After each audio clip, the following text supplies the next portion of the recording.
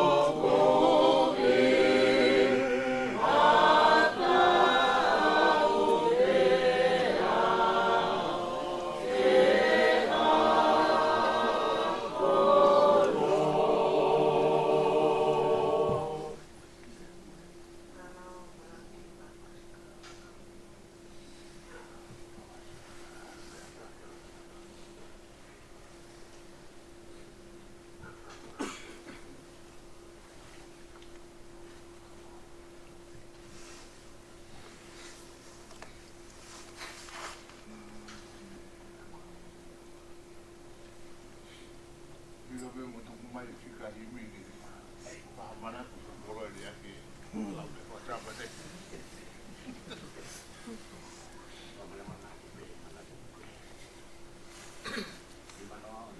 ni mano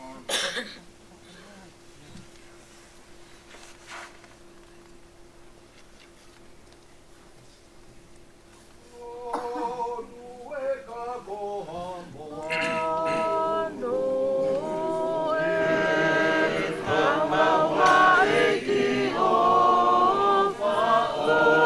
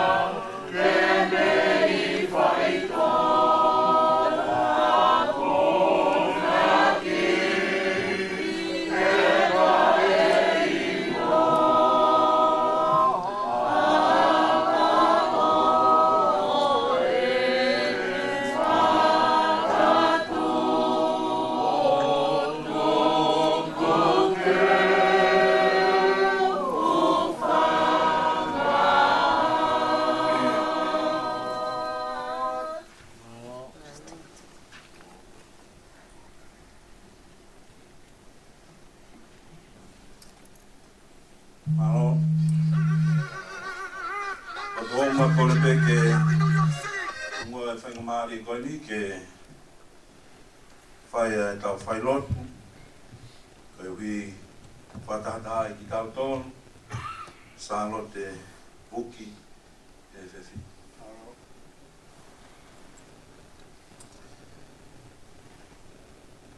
Kore ke tau whiwa o mea peilalo i he himi koe ni whangea o mahiwa si su koe makato whakamalu ki au o hela i he hala mo e potu lala a koe fu toa whaeni i kai ha kauri lei koe koto maka maka i kai ha malolo ana So koe makato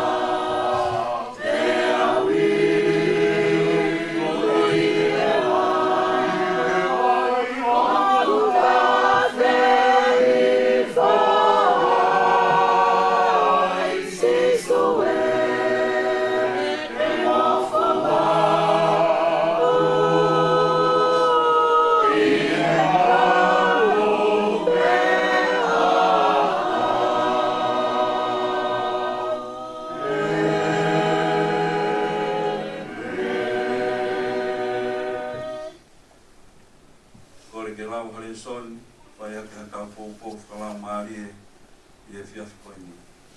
Tō ia me ulaki i seri a paula ke kakai korinto, pahe tahani maa. Vesta tolu i he ua. Ka pao i kai hato e tuu o e pekia, e tā ko i kai whotu a kalaisi. E ka pao ko i kai whotu a kalaisi, e tā ko e lau whāno e mau malanga. Ko e lau whāno whoki o mou tui, ka e maa ku mau whā ko e kauroi a ki o e otua. Ko e hui ko e mau whaha i ai otua, tokua ko ni whotu a kalaisi, ai na i kai te ni whotu. Ko ka pao a ku i kai whotu ai pekia. E ka pao o i kai ke whotu ai pekia, e tā ko i kai whotu a kalaisi. Pea ka pao ko i kai whotu a kalaisi, tā ko i kula noa pe o mou tui. Pea o mou kei i o mou wanga hala.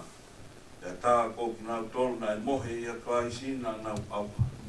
Ka pao ko tau ose a mo ui ko i nimo e tau whatua ki a kalaisi. Pea ko hono ngata ia, tā ko i tū tā mak tā ki tau tolu i a kakai ko tō pe. Ka ko eni, ko whotua kalaisi me pe kia ko e polo o e whahinga ko mohe. Ko e mea i e whau mai i he tangata e mate, pea whau mai i he tangata whoki a e toi tuu o e pe kia. Io, ange tofu pe ku mate ko tō pe i a atama, pe whoki e whakamo i hake ko tō pe i a kalaisi.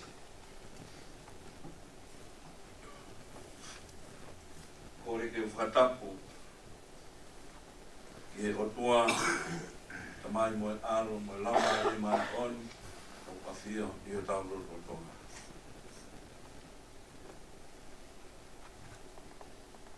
Tapu whoki ki a salo te wuki. Me whakatatai ki tau tolu, e whia koin, toka pe whakalake pā. E mo e tuku, ki e toi tuku e ko sisu kaisi. Tapu ki e whahou, toke tā anesi, lutui makau whaki. Tapu ki e umotua,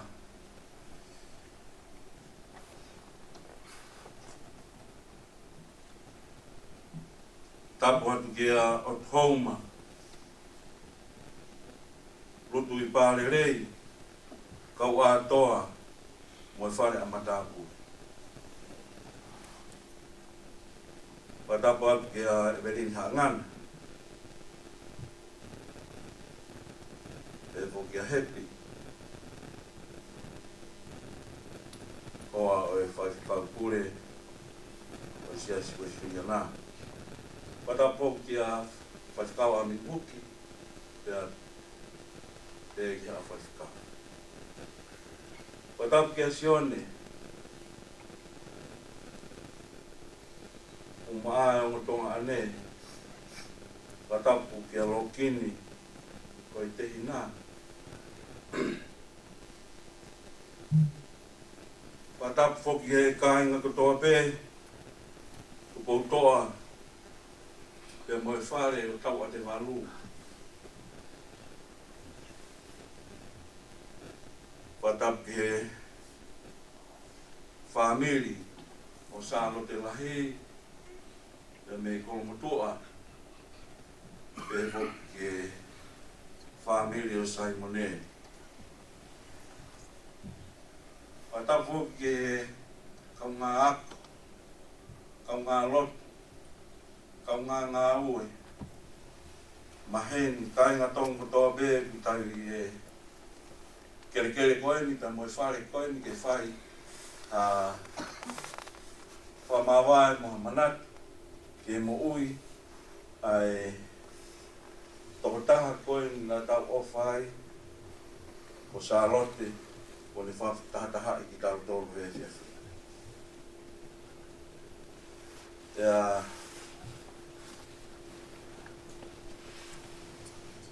Ko kore pe ke u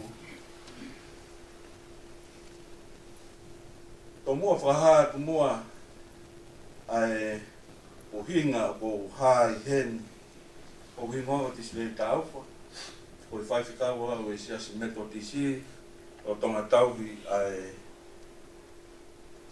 kai ngalotu e konga pe o kalani ko Glen Innes. Pea ko uhinga pe paheni ko e kore mai e koa ko toa kase ko e kore mai e lokini ke u ata pe u whainga maare ke whai no tupa o tāne o ki ai o mou whaamiri ko se tuatai e saso nofu soa pea fefe a whai pukau a amini na tala mai pe ke whai he te ke whai hawhetu utaki kia te kina uto. O iai whakau a amini tatak mo toki hopo atu e tau te whai ki a Hong Kong kai tuke ki hawa ki ai lewa au whakupungai a whamiri o Charlotte. Ko toa kaseko whiwhini a sione pese, o sione pese, kai whohai a o viriuhi. O viriuhi, o le tamai o Samuela pese. O Samuela pese, ne toko ua pe, o Samuela pe mo panisi. Pea kutupu lewa a uai, e me a panisi. Tupu lewa a sione pese, me a ai ko hanga e tu ai family hangi o maure le nga tu ai family ko ia e family o o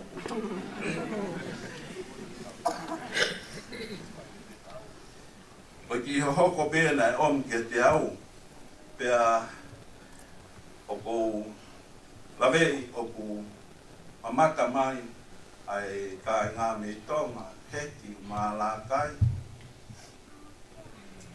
ai na hoko pe o e lalahi ki nga ua i ki whanau koe ni. Whatapu whoki ke sione pa mo ahaloka, e whoki ka ariria o si whanau ngā tolu ai whamiri i New Zealand pe mo si tehina pe taha o roki. Ko manatu lelei pe na toki mauhoa ki a toa kase i e tahiwa hiwa noa ka mawhaarere mai ka Charlotte pe mo Saimoni oku iai ai peki a taimi koe a mahono ta uruaki i Tonga High School ai a muna whawhi alu aki pe i longolongo pe a mo uku la koe wina lahi anga pe e na nofo ke siua mo aneti lao koe uhi koe anga ia koe nofo pe a whoki mai a lo ki heni kai kei nofo pe a Charlotte i Tonga.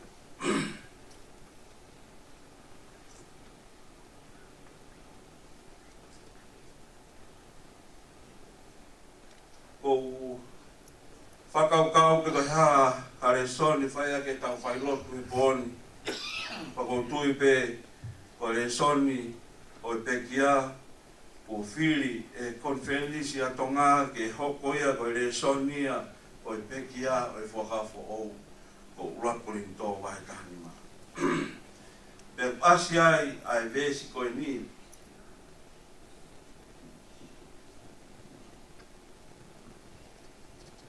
ka goeni ko fotua klaisi me pekia ko polo o whahinga kua mohi.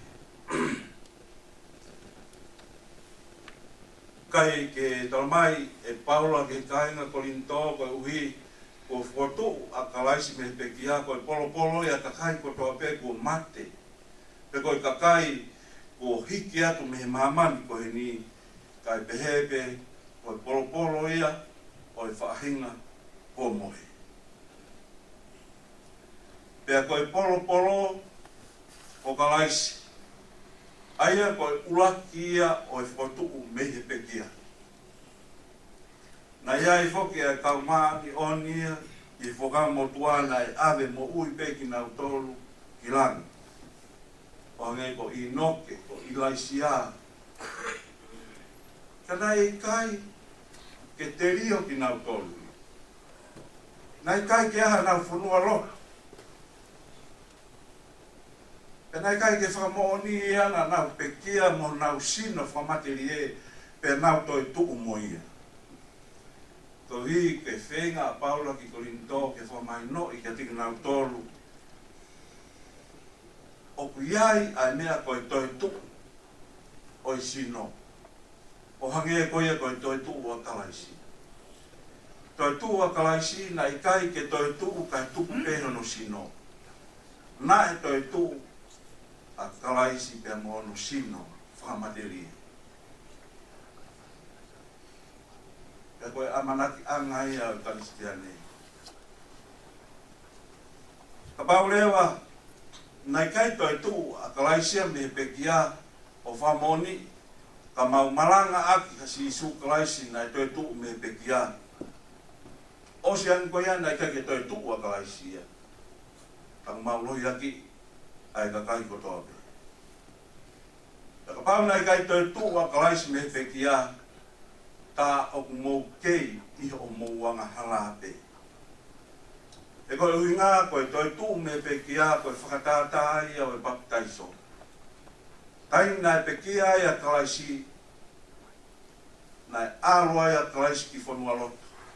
Pea mo e tau wanga halaha no kotoa. La tai nai toi tu mai ai a kalaisi me pekia, whakatata ai o e uku. I he vai ko ia hala, e ake ko ia, o whakamaa ki tau. Ko tau whahauhau ai o whai, me he toi tuku ko ia a kalaisi, me he pekia. Ko polo, ko tuunia na whai e mo sese ke kai isleri. O whai ai a Levitiko, wahe taha, wahe ua tolu. Vesi taha walu. Pea te mou whaia e polopolo, e tao rewani ea, mo o polopolo tau ki he eiki. Pea te mou atu whakataha mo yongo fo i maha fitu i lami tangata. Tae mere pea i hono urua ki tau, pea moha pulu mui, pea moha ango sipi tangata koe whelaulau mo i fua ia ke Sihova. Pea e ai hano whelaulau me akai mo hana kawa. Ke tutu ko ngatu whahau i fua ki he eiki. Pea te mou whea ha kosi tangata, mou whea laulau nga hala, mo hango lami tangata i hona ulaki tau, mou whea laulau ofa. Aia koe polo koe mea e whai pe, tange e Moses ke Sideri e whai pe o tangata. Koe uhi ko mou wanga hala, pea koe uhi, koe polo ko ia whafou mai ai e tāpua ki ke mou mahi whami. O ikai ko harea fo o ia ka tiki tau tolu. Ko polo he kuanga te keke e ako mai ai rotu ki tonga. Mo i kau misinare na i sio a Kapten Kuki ki he whai o i polo pe ko i kahatoanga i na si. Hau ai kakai whakata ki uturifuka ki la paha ko i apia o i tuitonga. Ia na nau fua mai ai ufi. Mo i whanga mon manu, ko i le lei taha pe ia o whanga mon manu. Pea ko i uwhi, ko i a pe whai ake ai polo ai kaha. Hau pea mo i ika, pea mo i ngahi koloa kehe. Kaha toa e kakai me i tonga haapai niwa mo ewa wawa. Ki tonga ta uwea, haa moa me o tu lau. Whangi whanua ko toa pe, na ihe malu o i tuitonga, na nau whai ai polopo. Ko ia honi, kalmai e Paula, ko i polo ko kalaisi. Ko i rei taha pe e whainga tangata, ko kalaisi pe taha, na i kai ke ai hane hia. Pea e hoi fuai e o tua. Ka pau ke tau, atu katoa whangalami, pe mo sipi, pe mo lupe mui ki o tua, hei kai peke ni lawa ke to'o e tau anga Tora mai e Paula, na tau mate ko toa pe, e ngā ua pe a tangata pe taha ko ātama. E tau whamo ui hake ko toa pe ki tau tolu, e ngā ua pe, a e tangata e taha, ko kalaisi. koe ahoni, koe ni ai polo sione ki loto whare. Koe ne nei taha ai ko sa lote. Koe nei ngāu e mai pule a ngā he taula.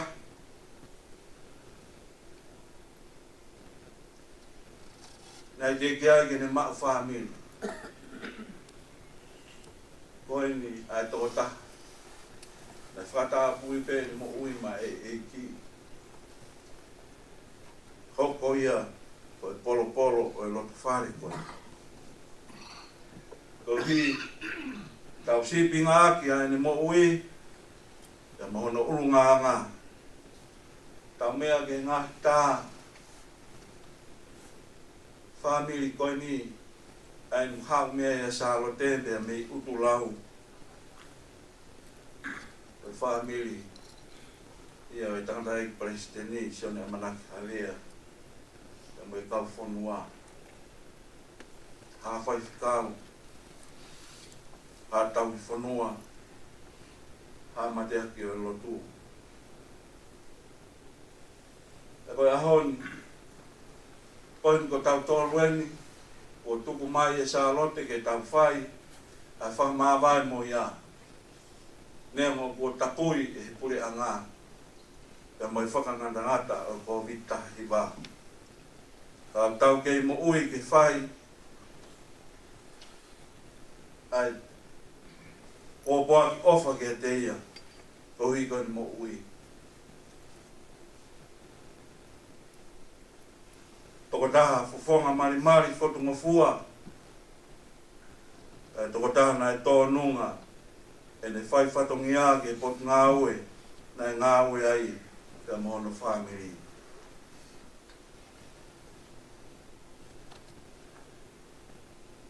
Salote koe pōkoi ni, mau salute at ke koe. O piheni, ai whahu ke whafafonga. Ai kei mau luta ai whamiri o hange ko sāme te au tōtoru. Wakai huno i kai lei, te whakawhia maharie, ai no nofo, whataha ai kai ngā i te whawha. O viheni, ai whamiri hono katoa pe mei longolongo pe mei upulau. Ke whamahino, na ke tau i ho wā mo moki nau toru. O maa ho whamiri, a ho wha e, o nau te tua mai. Te nā wā mai ke koe, ta mai ofa ke whawhonga. Mau ofa ke koe Charlotte, tawange ke hū ki he tokai kolon. O ki ai, ai tā puha o Israeli, o kune tāri ko i ai. Pea o kune whia, tō hui koe kakai ko hui he e ki, pea ko whoho nau ko fu, i e toto o langi. Moni pea e te ngihia, e te vita ai tō, no kanga mea whawhare ko Jonathan, e mo e tui Israeli ko Saula. Oi he tō ai whahinga kaukaua, te mo e fu mahafu o aua. Koe ni ai mahafu ai whamiri, koe ni ai mahafu, tō wako na nā wako ai, o ne tatau mai e honi. E tau ai tau rere ko ke lawai ai whakapua pue, hiri koe ni, o tuku tauhi maau, ai pare o e mo ui. Ai e ko teu ma nau tolu ko toa pe, ko nau mohe, te ko nau te kia, i e eki ko sisu kalaisi. O whalahi atu ke koe Charlotte, e ke mo atu, ka mau toki mui atu. Wawhai ta mai mo e alo mo e lamari mani oni. Amen. Whangeau whingofungu mātolu o himi, tau to hiwa, kiri apa te whai ata e loki. La hoku lau maari e neo mo e po uri e, ha koe si su ho loto o ahoi ai tua po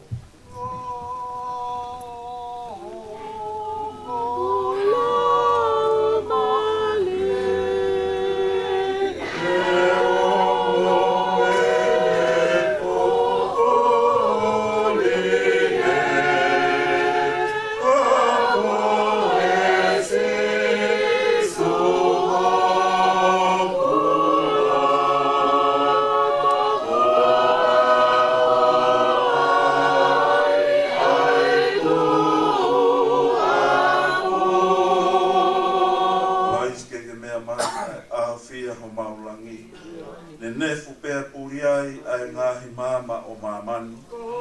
Ai sike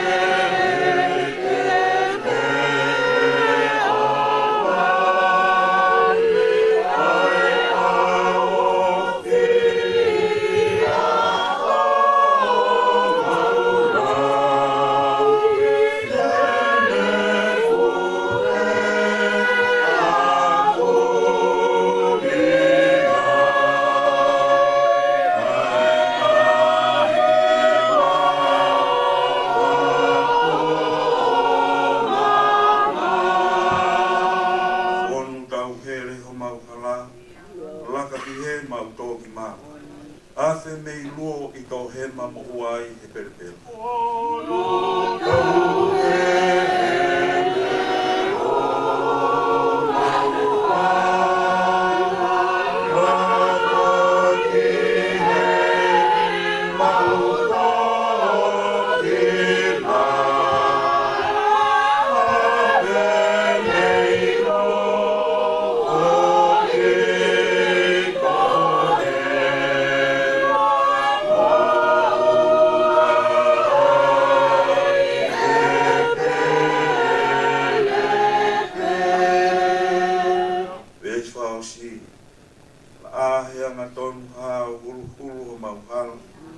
Opo yo maulau marie moria I kovi fulpe.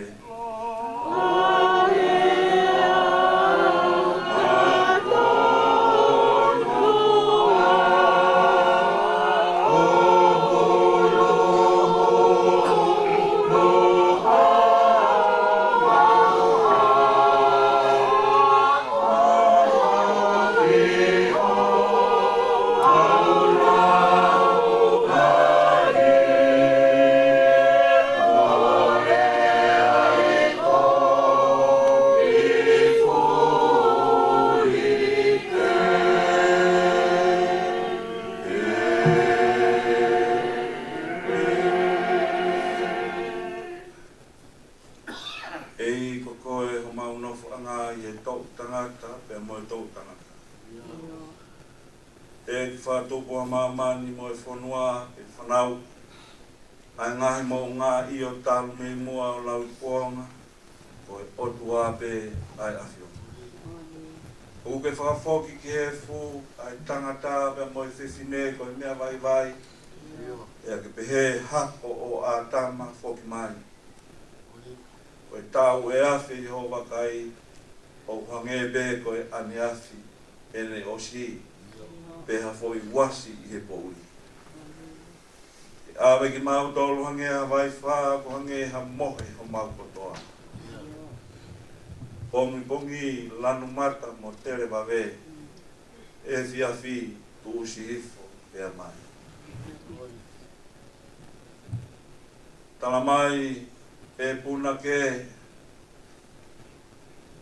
o kulau he malanga I tohi nani whai o ku vahe aho ke ngawe a kakai. Ko e aho ke mo ui, ko e aho ke pekia, ko e aho ke mamahi pe a toki whia ka ko eni ke tōta he te mautu pe a mui. Tua mafi mo tai ngati. O mafi o ku whanua I a he wani mo mamani I he teo maholang langi. Aho whakoloa eni. Aho o e tengi hia. Pea koe aho o e whakakoloa ke tiki mātou. Peuhi, o vete ange me he mo ui koe ni, a si ofi fine koe ni. Aha mo au tō ofi fine, ko sālo te vuku, le whakatahataha i ki mātou he fiafi koe ni. Mau he ni ai ba mo e whahu.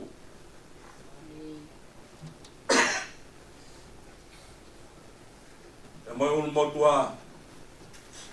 Mau he ni pa mo atu hong. Kaua atoa. Whare matapure. O lolotu. Ai loto whare o tau a te walu. Evo ke family. Pani sibe mei kolomotoa. E toa. Mau yeni ba mosisione.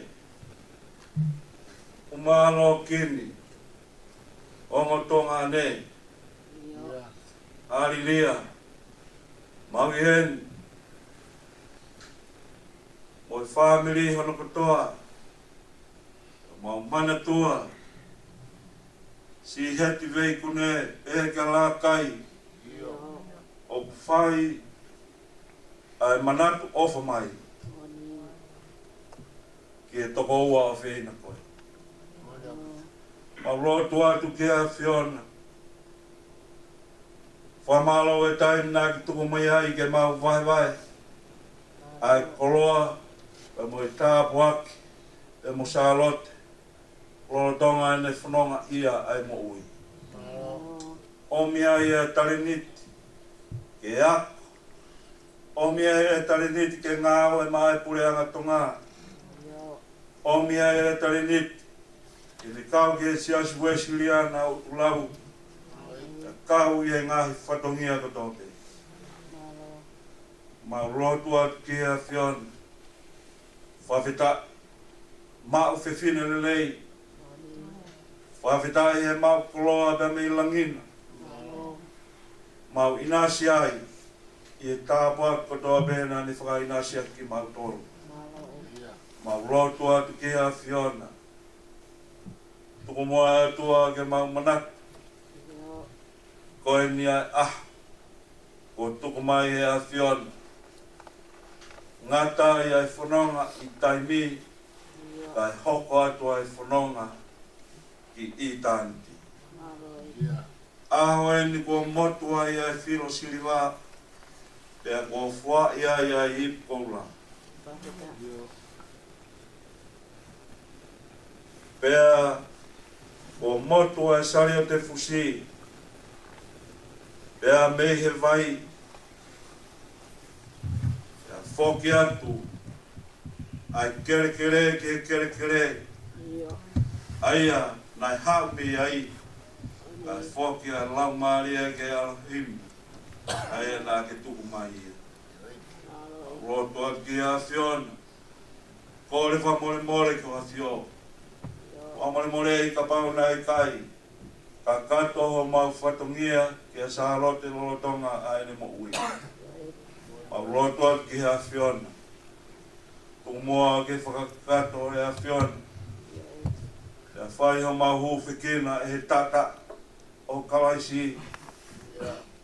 Aia, o kune rea, o le rei haki, e whelaulau na e whai e pēri ki a Fiona. Kune rea o le rei haki, e whelaulau kuia na e tūtū ne ki ha isleri e Moses. O mia ngahi mon man, o moi eri toi maa. Ke whaia ka e whelaulau tutu, mo e whelaulau ofa, mo e whelaulau na hara. Katoa ia, lo mikina katoa ia, e kolosi o kalaisi, ake a e whelaulau katoa ta. Ia ko hoko a kalaisi ko e polo ia, o e kakai ko toa be ko mohe tanme a atama, o au mai ki he polo. Tua mafi. Whai tāpikina mai si lau marie o Charlotte. Whai tāpikina mai o tu hou ma moe whare a matapure. Pai tā pekena mai whahu. Ulu motua. E mai o family. Pai tā pekena mai e sion. Uma loka. Uma lokini. Uma alilia. Uma e o motonga ne. E mai family hono kotoa. Pai tā pekena mai. Tata ki whai whakau. Taulanga mau kau whatahen. Pai tā pekena mai Evelyn. Ega hep. Pe fok. Ke siasi hono kotoa. Mau lotoan ke awhiona. Kau hi. Ko siasi o loki ni. Mau kau whataha. Pai tā pekena mai ai whai whakau. Kuma ki nau tolu ku tau whakalau maari e kia te. Mau lotoan te tua whai tā pekena mai. Tare kita o e whare mati koeni. Fehi pe mo e kau ngāue. O e whare mati ki pe ne. Kei whai tāpiki nai pe a whiona. Ma kore.